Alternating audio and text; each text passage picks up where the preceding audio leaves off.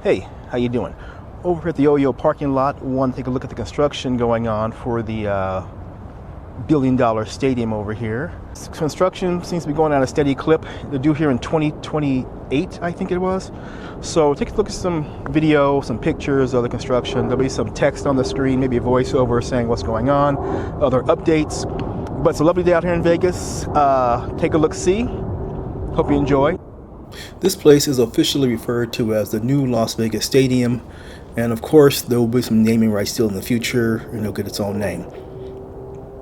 The stadium has been built on a 9-acre portion of the 35-acre site where the Tropicana Las Vegas formerly stood.